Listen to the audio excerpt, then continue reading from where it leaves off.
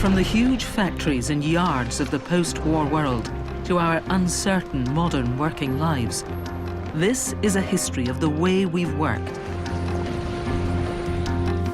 It's a story of extraordinary change. In the last 7 decades, we've seen how work has changed from being just what you do to who you are.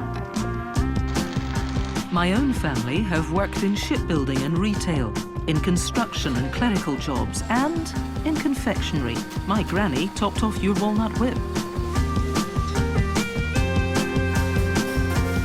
We'll see how through the 60s and 70s, many of our workplaces turned into war zones. Right, we're all coming out, damn! You're all set right, you bastard! How in the 80s and 90s, work was full of peril and pleasure.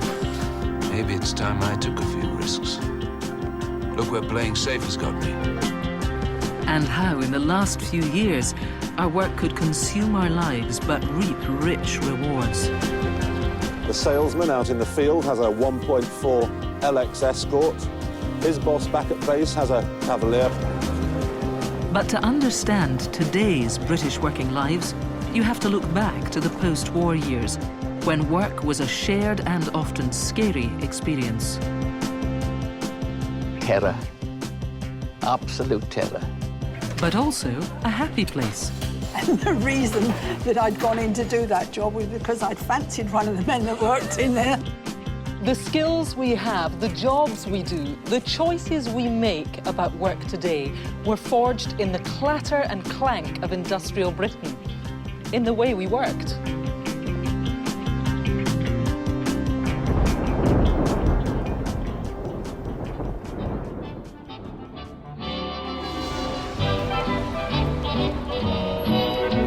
Chances are that most of you watching right now will firmly believe that you, like me, have spent the day doing a job you enjoy, that your work says something about who you are.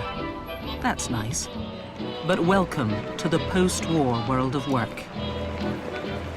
Work was an absolute necessity, and you might not enjoy it very much, but you had to go and do it, and that was just that. What's it all for? What's the purpose of it all? What are we doing it for? Where are we going? Where are we going? Barcelona.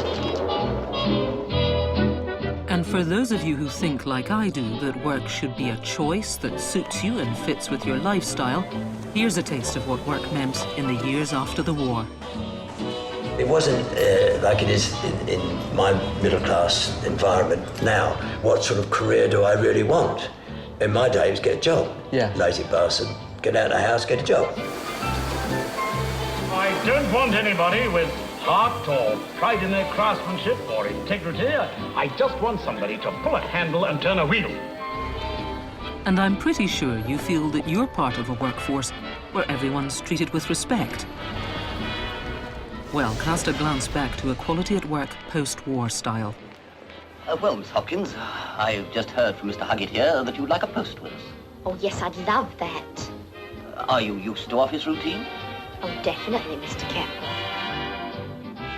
So I moved along a bit, and he moved along a bit, and I moved along a bit, and then I felt his hand round my bottom, and I thought, I'm not stopping here. In some respects, the way we worked in the 40s and 50s seems a world apart. But it's the start of a journey that ends in the jobs we do and the way we do them right now.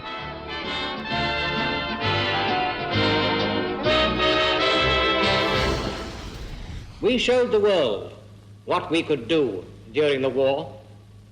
Let's show it again now. Let's pull together for prosperity. In 1945, after 6 years of sacrifice, loss of life and livelihood, a battered Britain was emerging from the war, and we were being urged to make the country a great industrial nation again. When the Nazi spite was unleashed upon us here at home, we replied with the slogan, "Britain can take it." Now, with peace back again, and with the tremendous need to regain our lost position in the industrial world, we've got a new slogan. In 1946, the Victoria and Albert Museum staged an exhibition called Britain Can Make It. It was stuffed full of all sorts of essential consumer goodies of the future, including the fully air-conditioned bed. What? No bed making in the morning? Very nice. The highly futuristic electric bicycle. You can almost see John thinking about that long drag uphill to the local. And wait for it, every home should have one, the fully inflatable rubber armchair. Oh yes, the goods were there, all right. There was so much they wanted. Necessities with the luxury feeling. Things to delight the hearts of both sexes.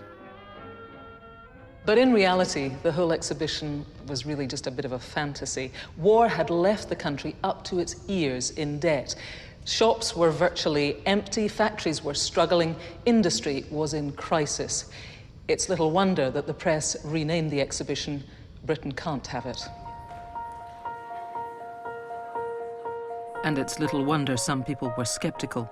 The hardship of the war years had followed quick on the heels of the hungry 30s, when finding a good, secure job was tough going. Will there be jobs when the boys get home? Will there be jobs that last? Or will there be jobs for a few months, perhaps a year or two, and then unemployment? But in the late 40s, we were entering a new era of work in Britain.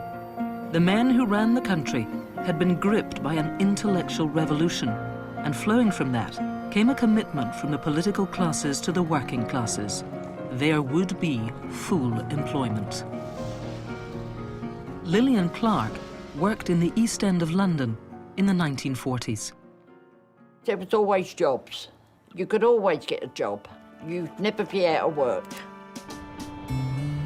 There was factories, huge factories, which are not there now.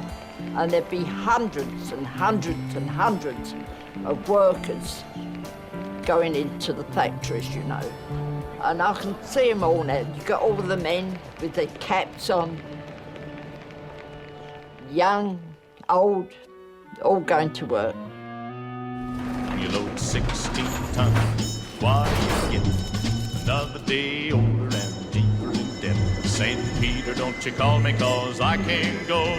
I owe my soul to the company store. In this paternalistic age, not only would there be jobs for all, plenty would be in industries that the state would own. The Labour government's programme of nationalisation would embrace more than 2 million British workers.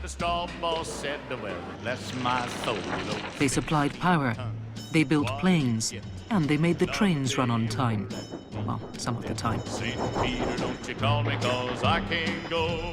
700,000 of them sweated underground in Britain's coal mines, and national ownership offered a new deal. For many, this was Labour's finest hour. Old miners, now MPs, openly wept in the House of Commons as they voted for the nation to take control of the mines. Norman Martin was just a boy when he first went down the pit at the Park Colliery in South Wales. So you were 14. Can you still remember your thoughts as you went down the mine for that first day of work? Terror. Absolute terror. If you can imagine, I don't know, perhaps you can't. I was only 14, and 14 years of age in those days. Yeah, you're a little boy. Oh, a little boy. You were a boy. Honestly, you wasn't streetwise or anything like that. Right? When you come to go down the pit, when you saw that cage and go disappearing down the shaft, you say, oh, good gracious, what's going to happen? What's going to happen to me, like? So what changes then did nationalisation bring for you and your mates down the pit? Well, it brought it back a new ambience about the community. You felt more freer, you felt more hopeful, more happy. There's a better future for us now. But it wasn't only in the nationalised sector that those in charge felt the need to build a feeling of common endeavour. Many of the big employers of the private sector were not just workplaces, they were communities. Richard Griffiths started work at a huge ICI plant in Birmingham in the early 50s. it was one big happy family. If you can think, you've got 13,500 on site. It was home sweet home, a home inside a factory, and that's what it was about. We worked collectively together as one team, and that's what it was about, being one team and producing the goods. Gloria Guy's first job was at the head office of Lyons, the confectionery company. Gloria, what were Lyons like to work for? Did they look after you as an employee? Yes, I think they did, because we had a big social club. I played hockey for them. I rode for them. And we put on a show at Christmas every year. Lyons used to hold beauty contests, did they not? Yes, they did. They held it every summer. And did you? Did you go in for any? Only once. What happened? Well, I was disappointed in the results, so I didn't bother again. Harry Murrell was a young manager in a printing works in Kent. Well, it was very much a family business, and so the paternalism played a big part in our attitude to the staff. We used to rent the assembly hall in Tunbridge Wells, and we put on a dance at a cabaret. That was great fun, and I think it was very much appreciated. It was a terrific crowd. The giant sugar refining company Tate & Lyle were also generous employers, and Lillian Clark still fondly remembers their annual workdays out to the seaside. There was a time when one of the women had a piano accordion and played music. You sang, always stopped halfway, always half time. And then back on the coach, another sing song, and when you got down to the seaside, you make your way to the hats. Nearly everyone had a sun hat, even if it was raining.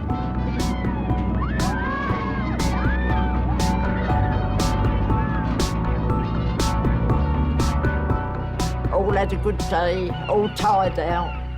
And then on the way home, you'd always stop at a pub. You'd all get out, you'd all have a drink, all mixed, because there was other coaches there. And it was on that coach I happened to meet my husband, which was one of the best things that happened to me.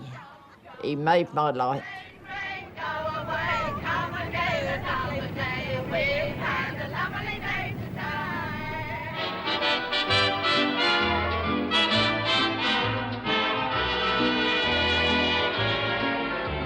Blue skies around the corner, walk round the corner with me. In the years after the war, British workers saw their pay increase by, on average, about 200% from the 1930s.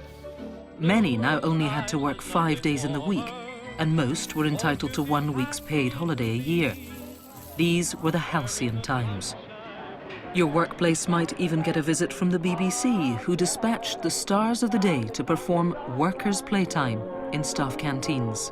I'm a guy who's never going to roam again once I'm in the old hometown. By and by, I'll see my little home again, then I'm going to settle down. Dave Rowell worked at the aircraft builders Vickers after the war. It was brilliant entertainment, and loads of people used to listen to it at lunchtime on the radio. It was one of the BBC successes, I think. you went back having a good old feeling on top of the world, a laugh and a joke, you know, and it certainly perked you up anyway, you know.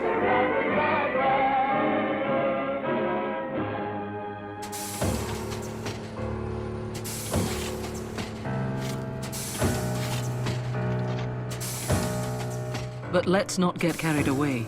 For most people working in Britain, their shift was a long way from a laugh and a sing-song. The novelist Walter Greenwood wrote about Salford. Here in this birthplace of mine is the ugly, scrawled, illiterate signature of the Industrial Revolution. One can only stand appalled at the spectacle of man's handiwork. a raving maniac, could not have dreamt up a more shocking place had he been suffering the most outrageous nightmare. Industrial Britain was still smoking, a choking, raucous, everyday reality that could dominate whole communities. More than 70% of the British working population were labouring in hands-on manual jobs. They included my granddad, who worked as a riveter in a Glasgow shipyard. The huge Sheffield steel industry welcomed into its ranks scrawny teenager Sid Morton. Tell me about the first day. Frightening, very frightening. Because you weren't sure what you were going to do. And someone said, here, there's a mallet there. You see that ball comes on that plate, a knuckle in it, hit it, flatten it. That was your training? That was job. Your body was drained, you were absolutely drained. You were sweating, you were wet through all day, you were smelly, you had blisters. Sid, this is your poem called The Mill by Sidney Morton. Can you read it to me? I will. The rumble and rattle of a tram going down the hill will surely take a young lad to the mill. The conveyor starts, a 300-pounder is on its way. Red hot as fury, you see this, you don't want to stay. Your hands are blistered, you try to be brave. You are captured, you feel like a slave. Lad, get used to the heat, the sweat and the smell. At the end of the shift, you've been through hell.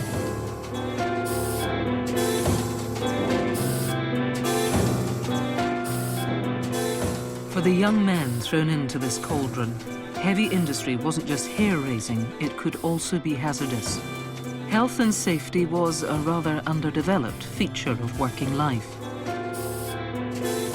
The average number of deaths in a year from industrial accidents in the 1940s and 50s was about 1,500, 10 times as many as today.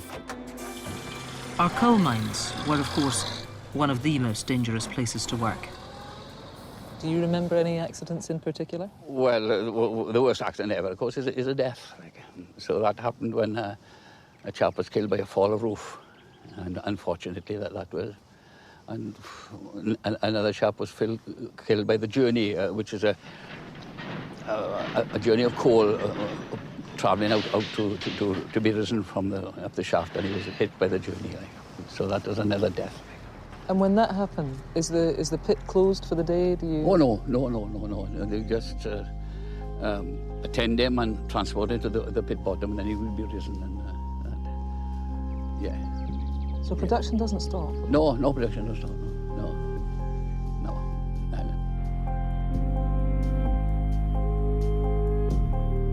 These bleak and perilous conditions loomed over our working lives, closing down horizons. This book, The British Worker, gives a rare glimpse into the hearts and minds of the working class after the Second World War. It was written by a fascinating social anthropologist called Ferdinand Zweig, part of a series of books that he wrote. And in it, he conducted hundreds of interviews. And he finds that the British working class are a pretty pessimistic, not to say conservative bunch. Here's a little sample of what one of them had to say. If you are born of poor parents and have an average brain, you will be beaten all the time, however hard you try. You can't beat the hand of destiny, I say. What do you think your mum and dad's expectations were for you? What do you think they wanted you to do? I've no idea. They never discuss anything like that. Did they not? No. We're just a working family. We didn't have education. We didn't have know-how or knowledge of doing it. I'll tell you what my dad said to me once. If you go to work, you've got a wage at the end of the week. And you've got a wage at the end of the week, you'll live. What about you? Did you have any ambition for yourself? No, I didn't. I never thought about ambitions. This lack of get up and go didn't just afflict the lives of frontline workers, it rippled through industry, hindering efficiency and productivity. The editor of The Economist, Geoffrey Crowther, was moved to this grim diagnosis of British economic performance in 1950. For many years, we British have told ourselves, until we've convinced ourselves, that production doesn't really matter. For example, the workers of this country have convinced themselves that it is right to work less for shorter hours and still to get a higher level of real wages.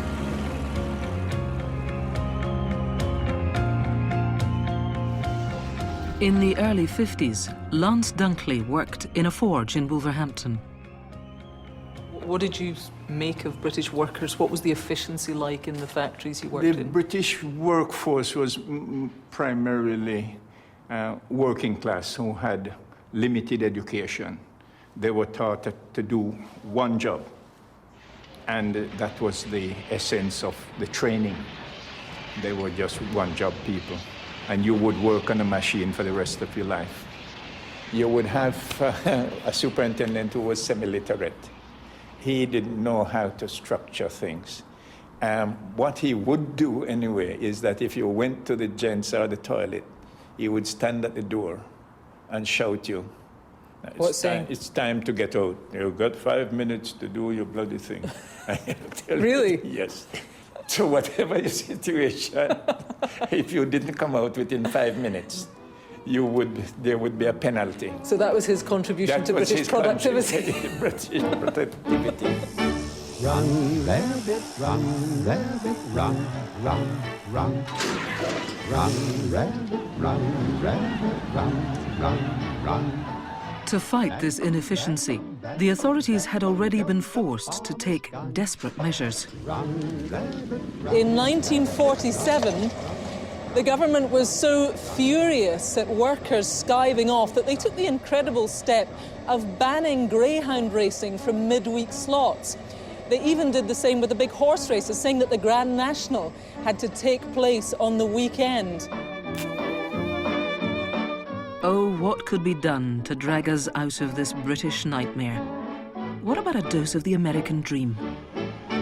In London, members of the Anglo-American Productivity Council get together before a nationwide tour of British industries, with its aim to increase production on the American pattern. If, perchance, we can help Britain to increase its productivity, we shall be both proud and happy. The Americans thought that maybe they could make the British work a bit harder, and that over here we were overpaid, underworked, and frankly a bit idle. With typical New World confidence, the American Productivity Council invited 900 of their British cousins to the States on a cultural exchange. Their views are summed up by Leslie Skidmore. This is a chance in a lifetime for me. I hope to learn a lot in the United States. And maybe I'll be able to tell them something too.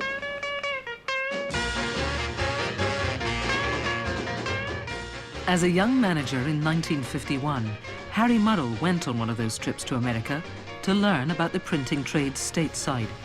He quickly realized British workplaces were falling behind. The relationship between the employees and their employers was pretty close in America, particularly on anything that would increase production. That was quite a lesson for us. The staff were always very well turned out, looked as if they'd all been bathed that morning, and the factories themselves were spotless.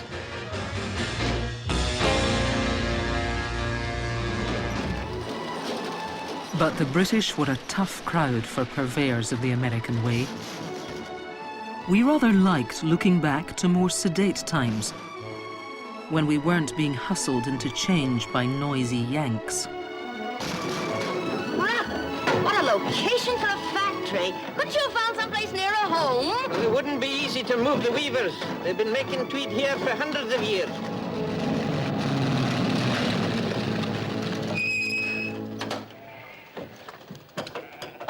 Oh, just get that picture. Isn't that something?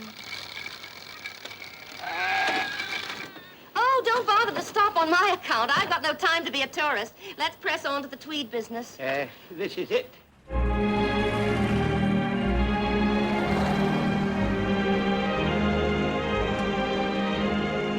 But not all British workplaces were looking backwards.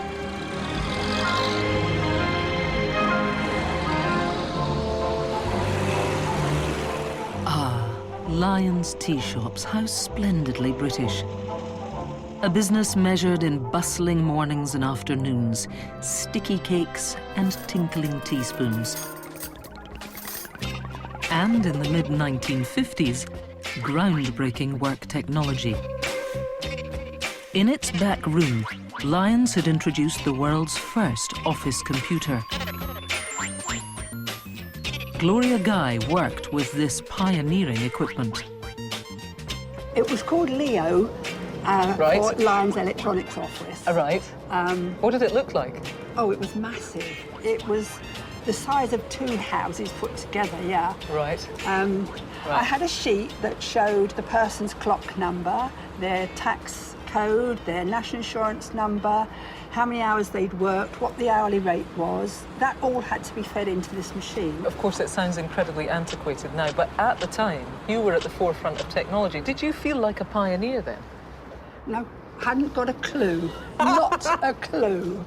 None of it made sense to you? You were just... No, right, I knew what we were doing, but it didn't occur to me I was part of history. Right. As far as I was concerned, it was a job. And the reason that I'd gone in to do that job was because I'd fancied one of the men that worked in there. It's as good a reason as any, Gloria. By the mid-50s, there was only one office with this cutting-edge information technology. But almost every office in the country had something just as vital. I wonder if you've realised by now what my job is. In the years since the war, the number of women getting up and going to work had increased to 1/3 of the labour force.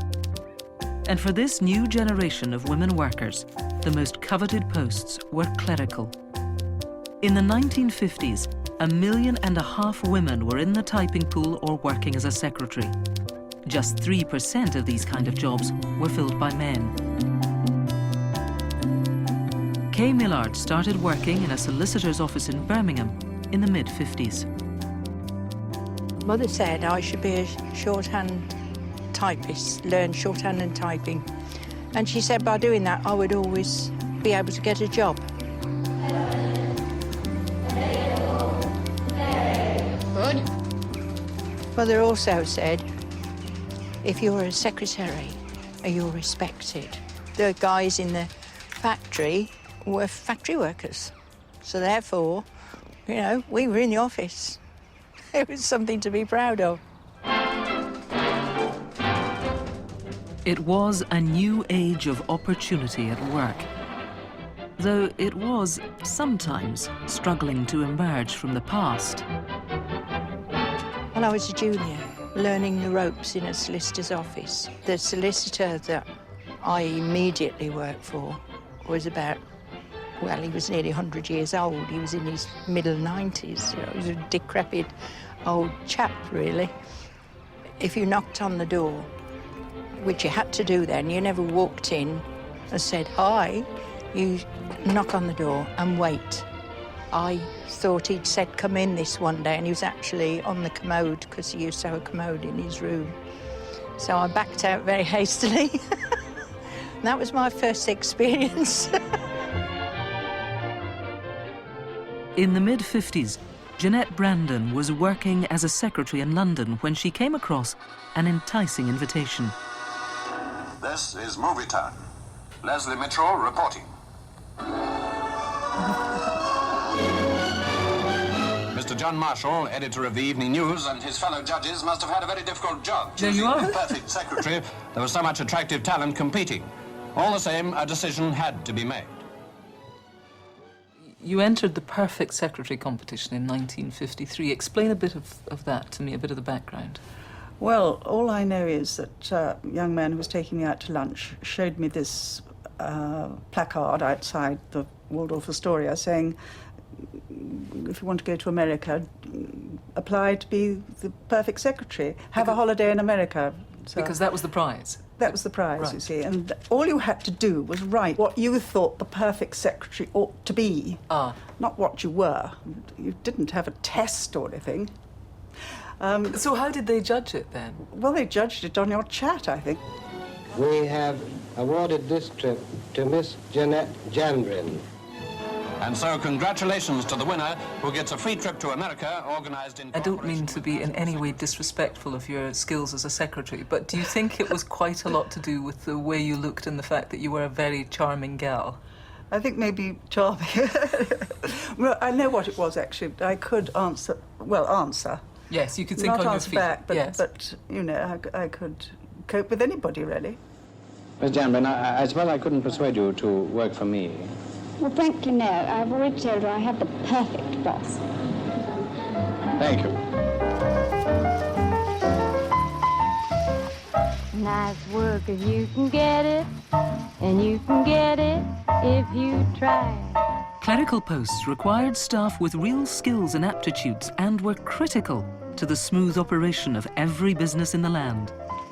Hey, that's nice work if you can get it, and you can get it if you try. Once they were accustomed to the office technology, of course. Elaine Howard started work as a secretary at Good Housekeeping magazine in the late 50s. Believe it or not, when I was a junior, I was frightened of the telephone. When I first went to Good Housekeeping, yes.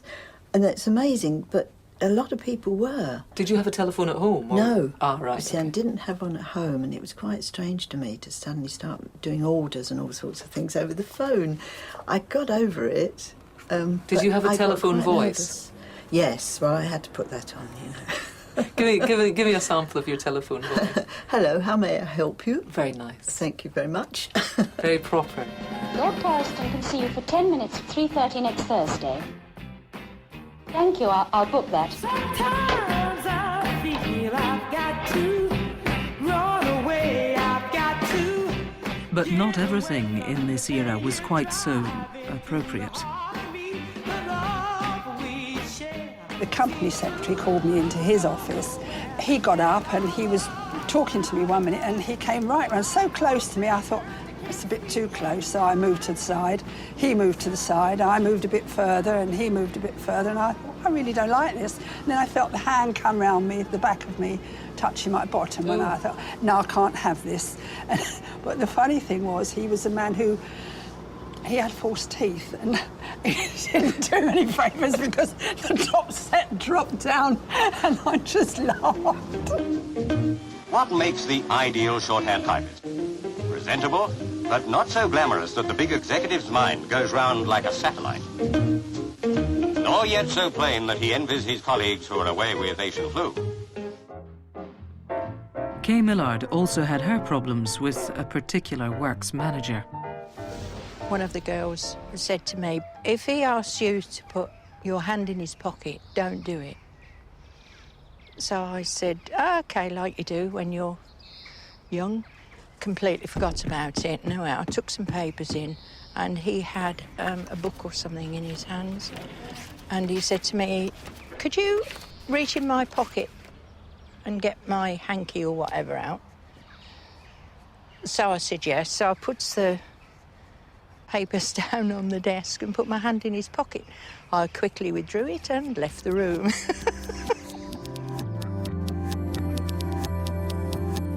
Despite these occupational hazards, secretarial work also offered glimpses of workplace power, a chance to exert a bit of influence. The secretary was the right-hand man of the managing director or the manager of the factory or whoever. When the boss wasn't there, the secretary was the one who would see to everything. Do you know really important secretaries can earn $1,000 a year? Honestly, those millionaire tycoon fellows absolutely rely on their secretaries. So keep your eye on the future, and one day, who knows? The higher up you are, the more you've got to have knowledge of being very, secretive and confidential. You have to have that confidentiality because you're entrusted with all sorts of things. These privileged moments of access to authority were, of course, ultimately limited, and for a coming generation of women, fundamentally frustrating. I'm looking for an interesting job. Me too. There just aren't any exciting jobs for women. You're so right. It's a man's world. Yes, well, it's about time somebody did something about it. I agree. Come on, let's... No, we can't go in. Here, you can't come in here. Why not? I can do a man's job, and I will too if it's interesting enough. Me too. Rowena Mills wanted to make use of her economics degree, but her careers advisor had other ideas. She said, what would you like to do? I said, be a journalist. Oh, my dear, you can't be a journalist. They're hard and they drink. I said, oh, well, that's all right. I didn't mind drinking. And I said, well, what would you think I should do? We have a large number of vacancies. We have jobs in factories, warehouses, hotels, restaurants, hospitals, secretaries and typists. And then she finally said, well, what about being a secretary? And I just leapt up to my full height, which was about twice hers, and I said, Madam, I am not going to be a secretary, I am going to have a secretary. But to have a secretary, you had to be a boss, and in 50s Britain, joining the ranks of senior management was formidably difficult, and not only for ambitious women. The nation's executives were selected from a rather shallow gene pool. Of a survey that was done in 1950 of more than 1,000 managing directors, they found that 3/5 were the product of the British public school system. And as well as lots of old boys, many of them were also the sons of previous managing directors.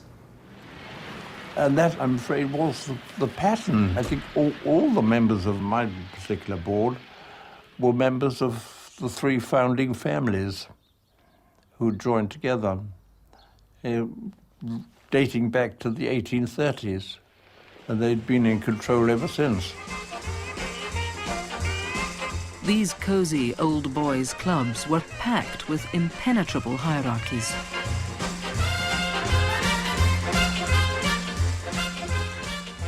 Brian Palmer started work as a young man in the young industry of advertising. In any business, there was still an enormous amount of deference to authority. Good morning, gentlemen. Good morning. The key to the director's lavatory was the ultimate in promotion in most businesses. This apparent esteem was often based less on professional regard for the boss than fear wrapped up in formality. You all stopped talking when Mr. Wilkinson, when he walked in, because it was yes, sir. You know, you didn't back-chat the boss in those days. It's all changed now. Hello, Miss Smith. Well, I think I've got all I need. Is there anything else I need to do? Well, there are just these letters to decide. All right. I don't think it was Christian names at work until you knew people quite well. The boss of the unit I was in, who was called Ernest Chappell, was always known as Mr. Chappell. We were in Mr. Chappell's group. And the girl that I subsequently married was Miss Atkins. You're the top, you're the Colosseum. For all the post-war talk about pulling together at work, the rigid barriers between bosses and workers just wouldn't go away. I mean, there was a tremendous hierarchy of dress and of hats in particular, which of course nobody wears now. I mean, city people, the posh city people, actually still wore top hats. The discount brokers and the people who worked at the Bank of England. Bowler hats was the sort of next down. And then there would be the cloth cap, which the common man wore to go to work. And you can't imagine that sort of hierarchy today, thank God. But if, baby, I'm the bottom, you're the top. This sartorial separateness topped off much deeper divisions. It was a strict class division. there was a canteen for factory floor workers, and there was one for the staff. And it was strictly, you are working class and I am staff class. Okay, staff being the management class? Yes, the management class. Right. And the twain shall never meet. Because of those privileges and because of the demanded respect, there was a kind of simmering resentment. Oh yes, always, always. They didn't want to know members of the staff members. They didn't speak to them. So there was that simmering and latent hatred.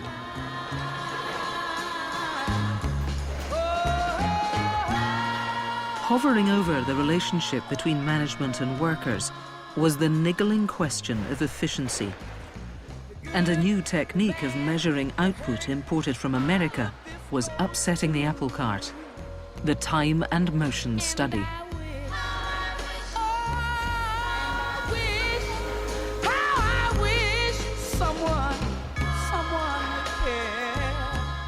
Time is the measure of all the millions of jobs that make the country tick. Mr. Llewellyn, is it necessary to time every job? Yes, it is. Well, I don't think it's very nice. I don't think it's English, having a stopwatch over here. What is it particularly your object? Well, I think it's something fun. What about your tribulations? Bernie Passingham worked at the Ford Motor Factory in Dagenham throughout the 50s. They used to have the guys with the stopwatches coming round, standing watching you while you didn't know at times, and every movement you do on assembly, they clocked it. Every second counted, every movement counted. And they got down to a fine art, didn't they? Running to and fro, hard working at the mill, never fail in the mill, yet come a rotten bill.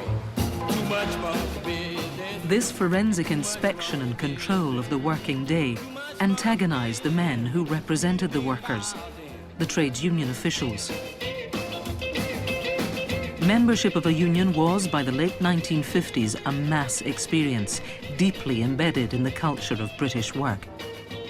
Joining the Brotherhood was a rite of passage.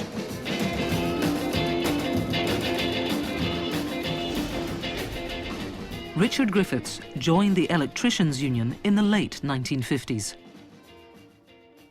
After the branch president had asked me, do you agree? And I agreed yes, to abide by the rules and regulations of the trade union movement.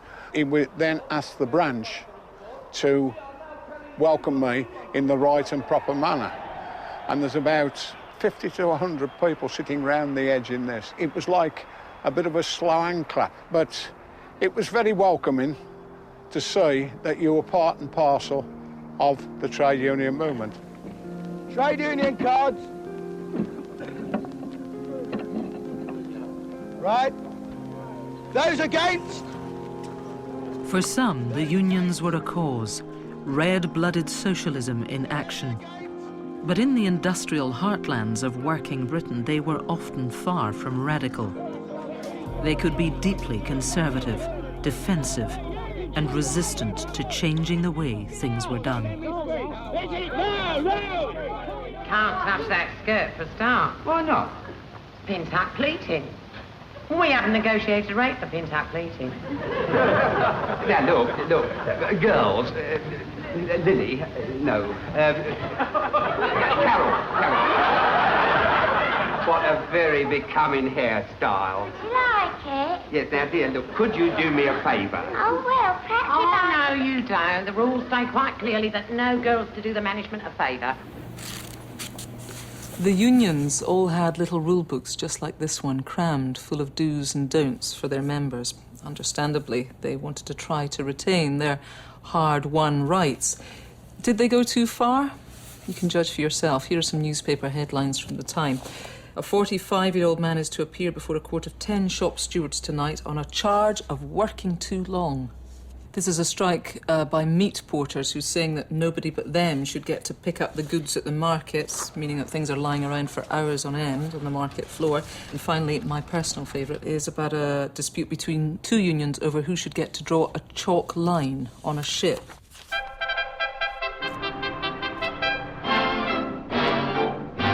It first of all has to be marked up by a joiner, but that's only from this side of the ship, the inside. The same job has to be done from the outside by a shipwright, and he has to line it up with the other portholes. Then a driller comes along and drills a hole about so big there in the centre. When Dave Rowell was working in the aircraft industry, he ran into problems with demarcation, the strict union rules about who could do what. For instance, if you're working on an aircraft, and in the cockpit there were bits of wood and things like that. Now, if you as a fitter was to unscrew the screws in the piece of wood and take the piece of wood out, then everybody would day in tools, because that was a chippy's job. You know, it wasn't a fitter's job. You weren't allowed to do that, and it got really, really silly. I'm a blacksmith. No, I don't want anyone else doing my job, just the same as I don't want to do anybody else's job.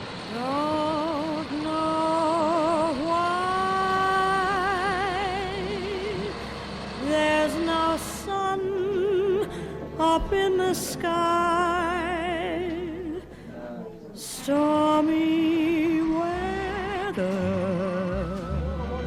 Then surely it comes to the Federation that you start doing something from there, and I want to come ain't together.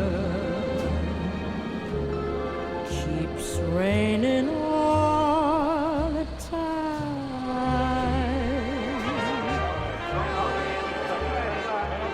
By the late 50s, a note of truculence had settled in British workplaces. A hostility to change and an antagonism between shop floor and management. It provoked one famously scathing cultural commentary on the way we worked. I'm obliged to point out, Major, that if you sack this man, the company is in breach of its agreement with the union. Surely he's not a union member. Correct, but that is merely technical. But didn't you say that he was incompetent and couldn't do his job properly? We do not and cannot accept the principle that incompetence justifies dismissal. That is victimization. That's right. Yeah. There certainly was a feeling among the mass of workers that they had been kept down a bit, and they didn't want to be kept down anymore, and quite right too, I think.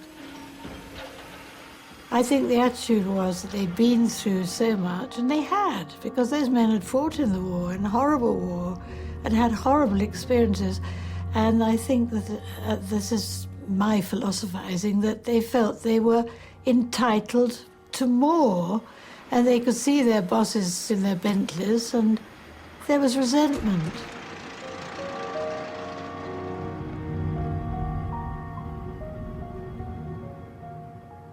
A worker in the car industry wrote this anonymous poem. They bleed us white, they squeeze us dry, they treat us like a lemon. They little know what ire they rouse, what hatred and what venom. This bitterness was undermining the great post-war ideal that we were all in this together. The number of strikes spikes in the late 50s. The old cosy days of cooperation in the British workplace were well and truly over. But it wasn't just the employers who were getting it in the neck. The workers were turning on each other.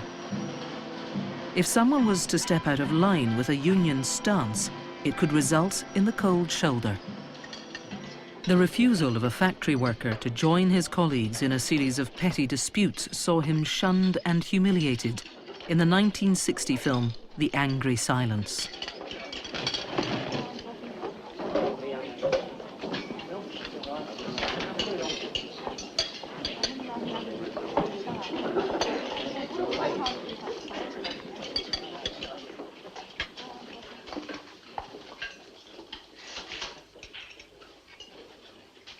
Over here, Bill.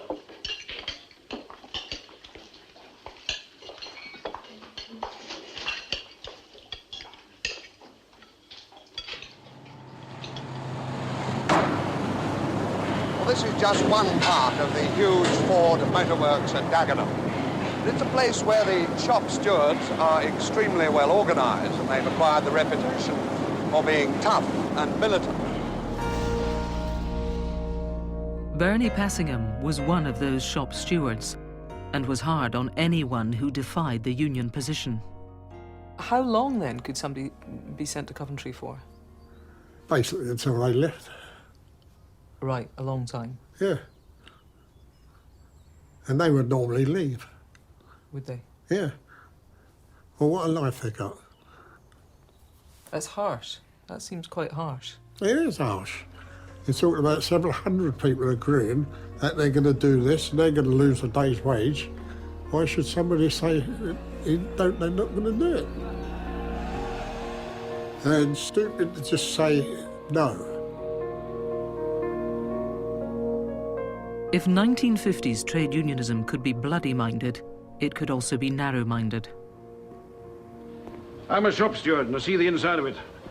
Not the guff you read in the papers, but the truth. And the truth is that these people will work for longer hours and less wages than we could afford to.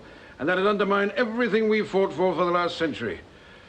They ought to send them all back where they came from, sharpish.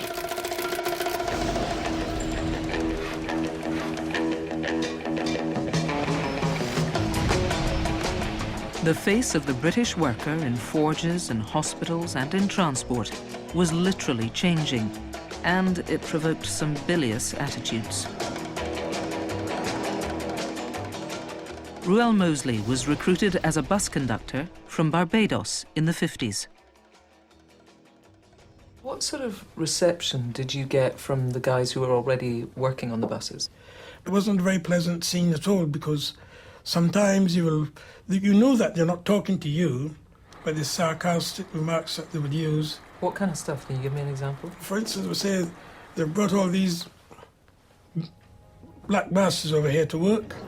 You know, you felt debased, to say the least. It was terrible. We fought for 5 years for decent living conditions, and we can't get them now. What chance have we got with all these blacks coming into the country? It's going to push everybody else out if you keep bringing them over in thousands, isn't it? What I've seen of them, they've always been all right to me. I mean, I don't have any, I don't entertain them, they don't entertain me. Lance Dunkley had come from Jamaica in 1955 to work in a forge in Wolverhampton. It was a bleak experience. Those you worked with would treat you also as a stranger. So you say to yourself, what have I done? But you couldn't return because the money you were earning was so small that you couldn't save enough to say, all right, to hell with this place. So a lot of our people who came, and the Asian, because some of them were in their 40s and so on, they suffered from a great deal of depression. You want to go home, you can't go home. What you saying about? God, stone of crows, you niggas and half punk. What do you mean, punk? Punk stink. Why don't you learn English? Look, why you missed it? God. That's enough. You try that and I'll kick your teeth in. Let me go and I'll murder the little black bastard. That's enough, I said. Drop that. Ruel Moseley found that outside the bus depot, work could be a rough business. The only thing that I resented is when I was threatened with violence. And that happened a few times. What's that for? This is part of your kit, right, as a conductor? Yes. So what's that actually for? Well, this is for changing the blinds on the bus, the destination blinds. Like the thing where you crank the thing. Yes, but then when things get out of hand and they're going to beat me up, I would have a helper. With that, you clock them, did you?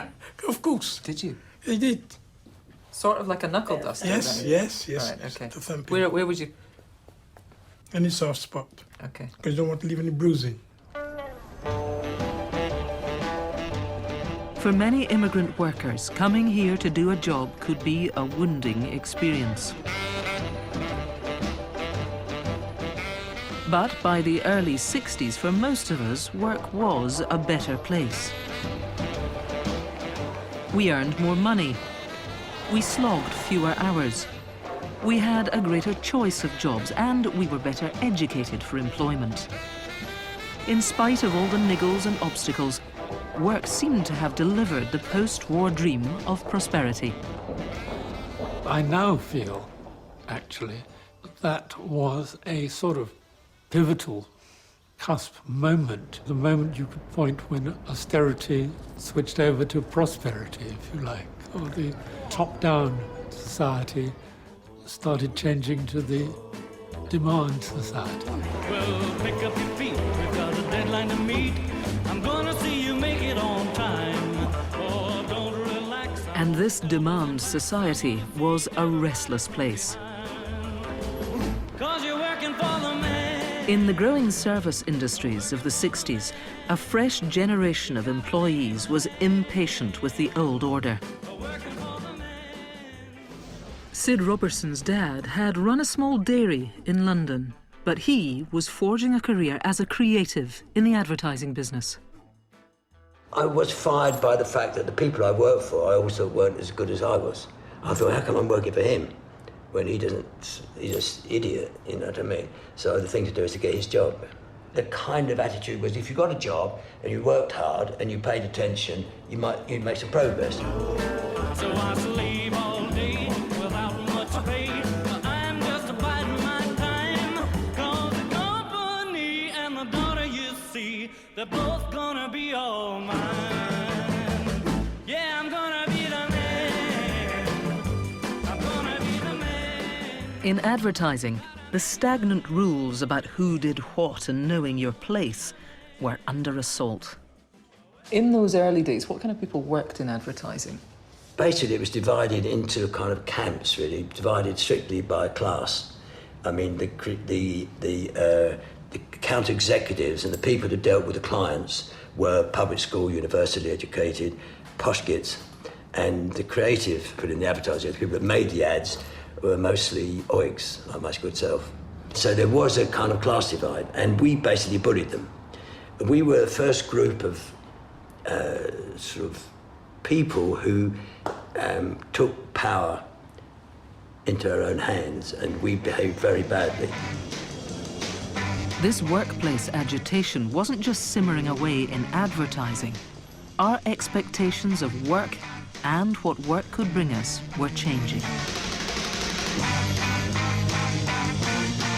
It was no longer enough to just have a job. We wanted more. I mean, you went to work and you liked going to work. Yeah. And, you know, and you liked behaving badly and you liked making good money. In the coming years, behaving badly and making good money were to become a national preoccupation. No firm negotiates without the permit for the men at work. No. Next time, conflict, quarrel and ambition grip the British at work.